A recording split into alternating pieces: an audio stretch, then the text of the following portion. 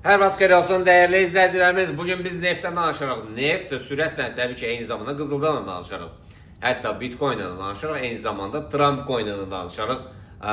Neft neydi? Yəni neft dünən sürətlə yuxarı doğru istiqamətinə qalxdı və 3 dollar 50 sent yüksəlişə imza atdı və bu davamlı olacaqmı, olmayacaqmı sonuna gəldidə isə təbii ki, korreksiyalar olacaq və rolikin ardına YouTube kanalına baxa bilərsiniz. Gəlin keçək biz təbii ki, gördüyünüz kimi coinləri Trump coin idi. Trump coin hələ ki 10.50-lərdə, 11-lərdədir. Hələ ki yüksəlişə doğru bir fikri yoxdur. Gəlin keçək biz qızıla. Qızıl nə etdi? Yəni qızıl dünən bildiyiniz kimi Amerikada çıxan xəbərlər 3 xəbər pis çıxdığı üçün dollar zəiflədi və euro dolları, funt dollar, qızıl sürətlə yuxarı doğru istiqamətinə davam etdirdi. Təbii ki, bu çox uzun çəkmədi. Qızıl üçün uzun çəkmədi. Amma euro dollar, funt dollar üçün təbii ki, yüksəlişə doğru yəni istiqamət oldu və getdi. Amma qısa zaman ərzində qızıla təsir göstərdi. Qızıl korreksiyalara məruz qaldı və aşağı indi hardasa 3319-lara qədər enəndən sonra yenidən yüksəlişə imza atdı və biz 3369-70'lər nəzər çatılmışdı. Bu gün səhər saatlarında yenidən yüksəliş oldu. Bugün nə edəcək? Yəni dünən ümumi istiqaməti yəni 45 dollar hərəkət elədi və bugün dünən axşamdan bu gün səhərə qədər 57 dollar yüksəlişə imza atdı və gündəlik isə 53 dollardır. Bugün nələr olacaq? Yəni qarşıdakı yuxarıdakı hədəflər korreksiyalardan sonra 3436, 3555 və 3615'lərdir.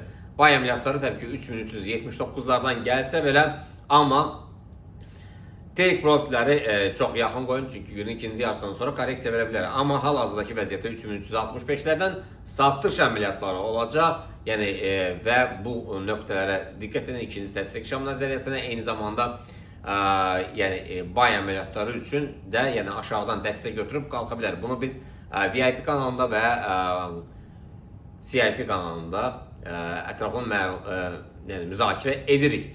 Keçək biz Bitcoin-ə. Bitcoin nədir? Bitcoin-ə biz tarixə baxsaq, yəni 3 qat dəfə yaratdı, yəni 3 dəfə eyni nöqtəyə qədər qalxdı. Bu ayın 11-i idi səhər saatlarında və dünən 2 dəfə eyni səviyyəyə qalxdı, möhkəmlənə bilmədi və aşağı doğru istiqamətini davam edir. Konkret olaraq pay əməliyyatları 108'lərdən sellərsə 106'lardan gözləməyə dəyər.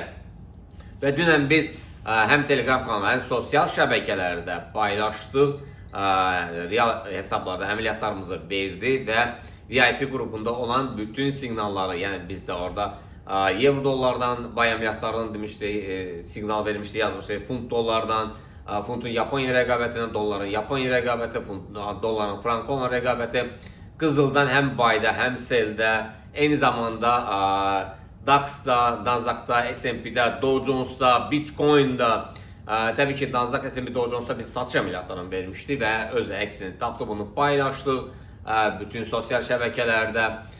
Gəlin keçək, bugün biz neftdə nə baş verdi? Yəni neft dediyimiz kimi 3 dollar 50 sent qalxdı və həm crude oil, həm future spotlar bugün alışlar, təbii ki, crude oil-dən söhbət gedir, 69-30'larda alışlar, satışlar isə 68-60'lardan olacaq. Keçək biz funtun olan rəqabətinə, dünən biz alış əməliyyatlarını demişdik, mükəmməl bir nəticə 1000 pips qalxdı. Bugün gündəlik isə 850 pips və hədəf olaraq 1.38-500'lərdir. Alışlar 1.36'lar, yəni yuxarı qalxa bilər, qısa zamandan sonra yəni divergens yaradıb enə bilər. Satışlar isə 1.35-600'lərin artıq gəlib. Hədəflər, yəni take profitlər 1.35-400'lər və 35-300'lərdir. Euro dollar rəqabətinə gəldidə isə gündəlik isə 800 pipsdir. Dünən 950 pips yuxarı doğru istiqamətə davam edir. Təbii ki, bu xəbərlər, Amerikada çıxan pis xəbərlər buna müsbət təsir göstərdi. Euro ilə funt qalxdı yuxarı. Və gündəlik missiya deyək ki 800'dür, dünən 950 qalxdı və hədəf olaraq 1.18-700'lərdir. Pay əməliyyatları üçün 1.15-400'ləri gözləsək, yəni bundan az yuxarı gedib, yəni dönə bilər, bunu nəzər çatdırır, amma satışlar isə 1.15'lərdən gələcək.